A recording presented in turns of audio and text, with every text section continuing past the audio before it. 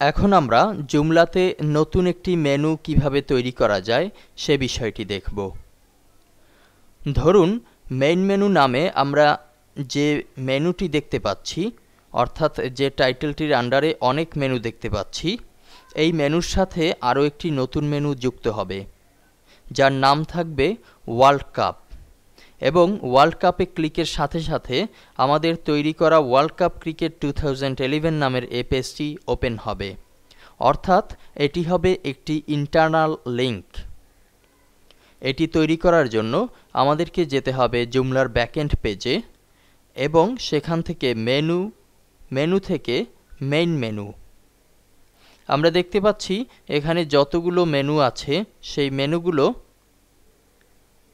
জুমলার ব্যাকএন্ডে দেখা যাচ্ছে। এখন আমরা যদি এখানে আরও একটি নতুন মেনু বিল্ড আপ করতে চাই, তাহলে এখান থেকে আমাদেরকে যেতে হবে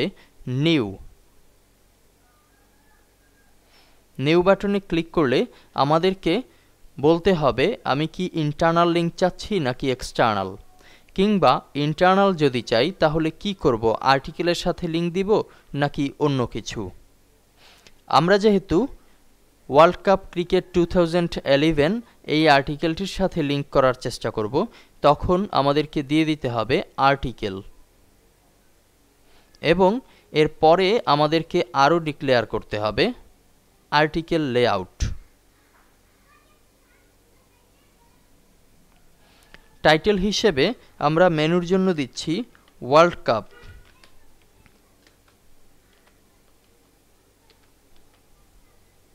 এবং লিঙ্কের ঘরে ডান পাশ থেকে দিয়ে দিচ্ছি সিলেক্ট আর্টিকেল।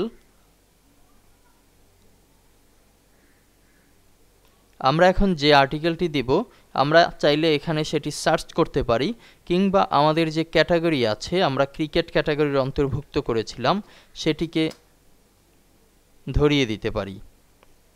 এখানে আমরা ওয়ার্ল্ড কাপ নামের একটি আর্টিকেল দেখতে পাচ্ছি।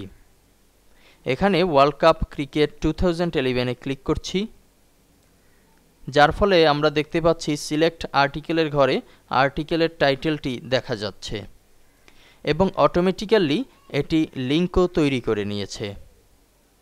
এখন আমরা যদি সেভ বাটনে ক্লিক করি তাহলে দেখব জুমলার ব্যাকএন্ডে ওয়ার্ল্ড কাপ নামে একটি বাটন যুক্ত হয়েছে।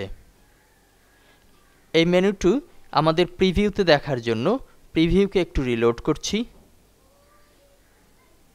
আমরা দেখতে পাচ্ছি ওয়ার্ল্ড কাপ নামে একটি বাটন মেইন মেনুর আন্ডারে যুক্ত হয়েছে এবং যখনই আমরা এখানে ক্লিক করব ওয়ার্ল্ড কাপ ক্রিকেটের ফুল পেজটি আমাদের সামনে প্রতীয়মান হবে।